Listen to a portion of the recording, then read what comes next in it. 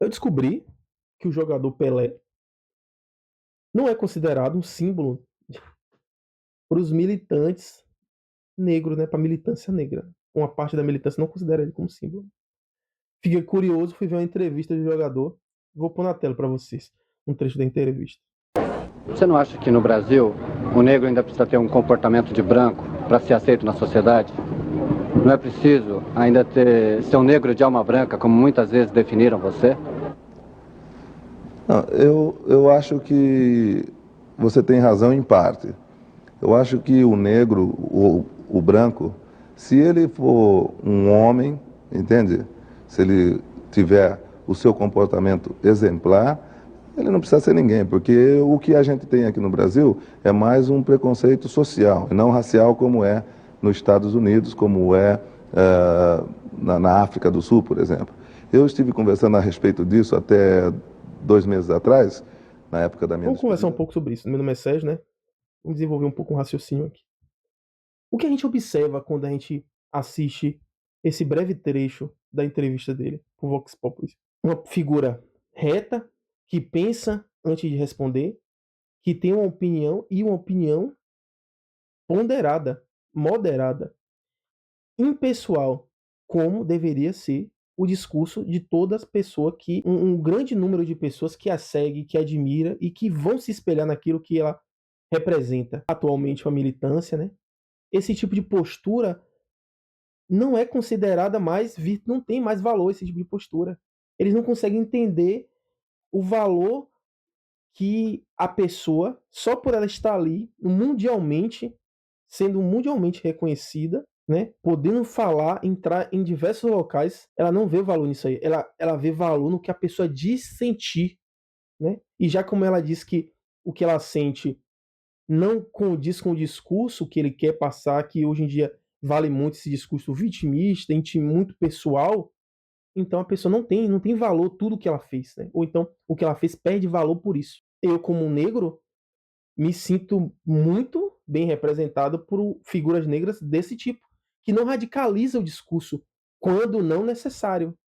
Como ele deixa bem claro, na realidade brasileira não havia aquela separação racial que havia e há até hoje nos Estados Unidos. Então, para ele, a postura dele aqui na sociedade brasileira não precisava ser tão radical. Precisava mais ser de união. E esse tipo de discurso não tem valor para a militância. Né? Aí me veio o questionamento: quando foi que a impessoalidade ela se tornou uma coisa negativa no discurso público? Né? Cheguei até Richard Sennett, no seu livro O Declínio do Homem Público, no qual, né, ele desenvolve esse pensamento, né, histórico, comportamental e social. No capítulo 11, né, que é o fim da cultura pública, ele deixa bem claro que, como resposta à opressão do sistema capitalista, distante, frio, rigoroso, formal, a população, né, e seus representantes, alguns representantes, entenderam que a resposta a isso era o contrário, era personalizar tudo, é tornar tudo pessoal. E só que levou esse pensamento para a política, né? Tanto que hoje em dia a gente consegue observar que a gente escolhe nossas figuras políticas pela quão vigoroso ele exalta a sua personalidade e a causa que ele representa. Só que a gente não consegue entender, não consegue enxergar o quanto isso é antipúblico, né? Antirrepublicano, como a própria palavra público em si, ela carrega a impessoalidade. Porque a gente está tratando de o maior número de pessoas possível dentro da comunidade, o que envolve brancos, negros, índios, pardos, homem, mulher, trans, tudo. E se você pega e personaliza seu discurso, você simplesmente está transformando a sociedade em guetos e, por isso, enfraquecendo a sociedade. Isso quando você não tá gerando mais radicalismo, mais divisão, que é o que você consegue observar que é a radicalização daquilo que Pierre Bourdieu fala no seu livro A Distinção. Que ele identifica que classe das sociedades, dependendo do nível que você está, você consome certo tipo de cultura, tem certo tipo de acesso. Obviamente, questões materiais é óbvio, é claro, é visível, né? Que você não consegue ter acesso a certas coisas por causa da sua condição financeira. de vulnerabilidade ou de pobreza, ou mais baixa do que alguns outros indivíduos. Esse pensamento foi desenvolvido na década de 70. Hoje em dia, a questão cultural, a gente tem mais acesso, mesmo estando em uma comunidade pobre.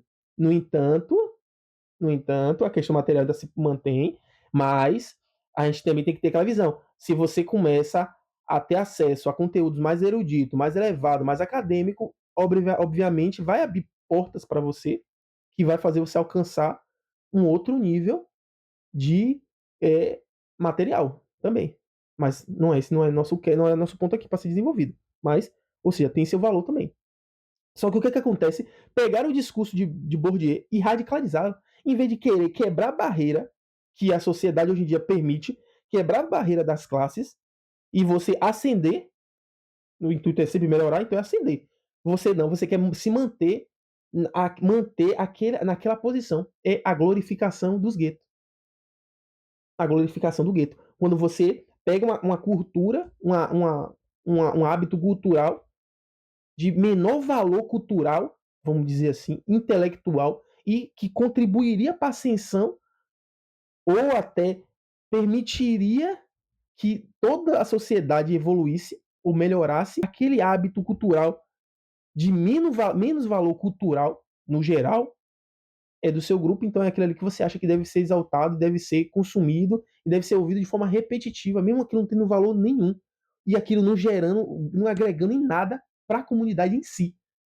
Vamos dizer assim, né? Comunidade, a gente está falando de grupos, né, guetos, mas pode ser favela, grupos negros, grupos LGBT, grupo de índio, tudo.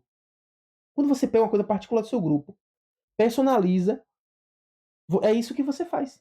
Você aumenta a distinção. Aquilo que Bourdieu atacou para a gente poder corrigir, a gente está radicalizando.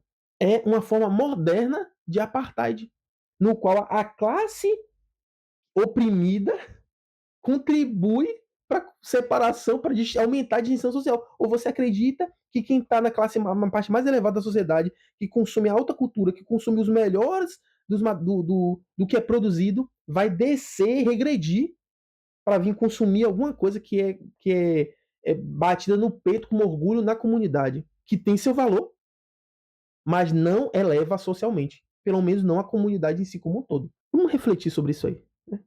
Eu vou deixar os links do livro, do vídeo também, tudo aqui na descrição.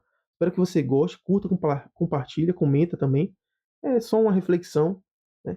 Aberto para críticas aí. Obrigado.